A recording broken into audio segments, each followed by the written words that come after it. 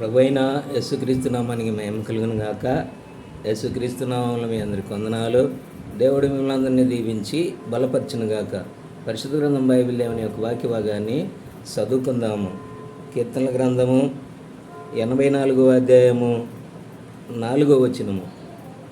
నీ మందిరమందు నివసించువారు ధన్యులు, వారు నిత్యము నిన్ను స్తుతించెదరు. ప్రభు అయిన యేసుక్రీస్తు నామానికి మహిమ కలుగును గాక. ఎవరండి? నీ మందిరములో నివసించువారు ధన్యులు.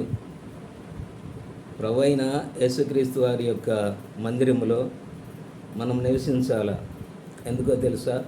దేవుడి యొక్క ఆశీర్వాదాలు, దేవుని యొక్క దీవెనలు సంపూర్ణంగా మనం పొందుకోవాలి అంటే దేవుడి మందిరానికి మనం తప్పనిసరిగా వెళ్ళాలి. ఈ మందిరములో నివసించువారు ధన్యులు. లోకములో 1000 దినములు గడుపుట కన్నా కూడా యెహోవా మందిరములో ఒక్క దినము గడుపుట ఎంతో మేలు, ఎంతో శ్రేష్టము. చూసినారా దేవుడి బిడ్డలారా? నువ్వు మందిరానికి వెళ్తున్నావా? మందిరానికి వెళ్ళకుండా ఇంటి దగ్గర లోకములో పాపములో గడుపుతూ ఉన్నావా? ఆ సహోదరుడా, సహోదరి, చివరి కాలం ప్రభువైన యేసుక్రీస్తు వారి ఉగ్రత భూమి మీదకి రాబోతూ ఉన్నది. ఆ ఉగ్రతలో నుంచి విడిపించుకోవాలి అంటే నువ్వు తప్పనిసరిగా దేవుణ్ణి ప్రేమించాలి. దేవుడి మందిరానికి వెళ్ళాలి. ఆ యొక్క పాస్టర్ గారు చెప్పే, సేవకుడు చెప్పే ప్రతి ఒక్క వాక్యాన్ని వినాలి. దాని ప్రకారము నువ్వు నడుచుకోవటానికి ఇష్టపడు. ఎందుకో తెలుసా? ఈ లోకము, నువ్వు చూసే లోకము, ఈ భూమి ఆకాశము ఎంతో కాలము నిలబడే టైము ఇక లేదు. మనము కల్లారా చూస్తున్నాము విపత్తులన్నిటిని కూడా. ఆ యొక్క ప్రకృతి యొక్క విపత్తులు కానీ, ఈ యొక్క సమస్తం భూమి మీద జరిగే ప్రతి ఒక్కటి కానీ మనం చూస్తూ ఉన్నాం. అంటే మనకు ఒక సూచన కనబడుతూ ఉన్నది. అంటే ఇది చివరి కాలము. ఈ చివరి కాలములో ఇలాగ జరుగుతుంది అని కూడా బైబిల్ ఖచ్చితంగా సెలవిస్తూ ఉన్నది. కనుక నువ్వు దేవుడి మందిరానికి వెళ్ళు. నువ్వే వెళ్ళటం కాదు, నీ యొక్క కుటుంబంతో సగా, నీ పిల్లలు, నీకు కలిగిన ప్రతి వారు కూడా నువ్వు దేవుడి మందిరానికి నువ్వు వెళ్ళాలి. వాళ్ళని నడిపించాలి.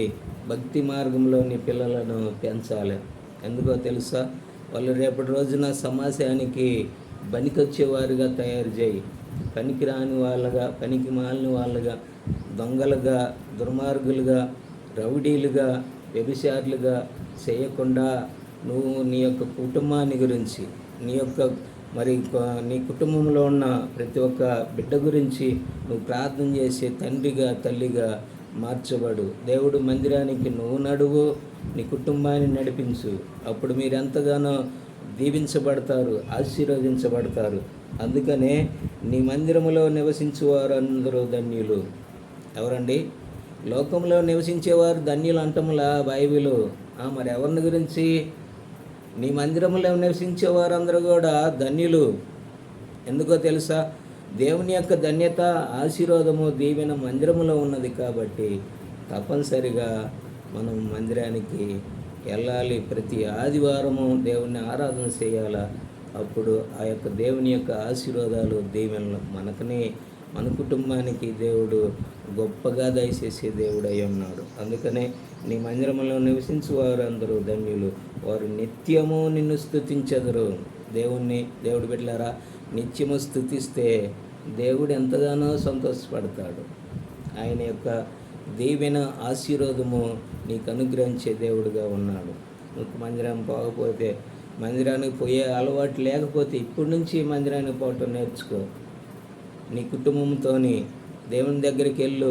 ఎంతో సంతోషము, ఆనందము, ఆశీర్వాదము కలుగుద్ది. కాబట్టి తప్పనిసరిగా దేవుని యొక్క మందిరములో నివసించడానికి ఇష్టపడు.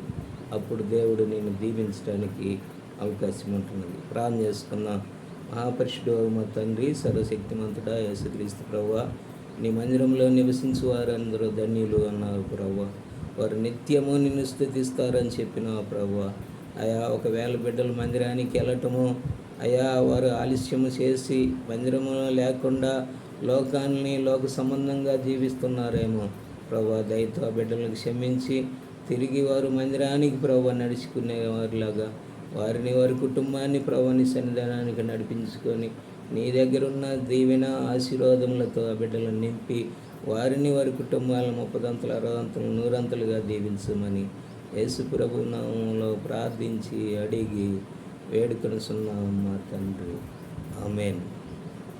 దేవుడి బిడ్డలారా, మరి ఈ వీడియోని కూడా లైక్ చేయండి, షేర్ చేయండి. ఈ పరిచర్య కొరకై మీరు కూడా ప్రార్థన చేయండి. ఆమేన్.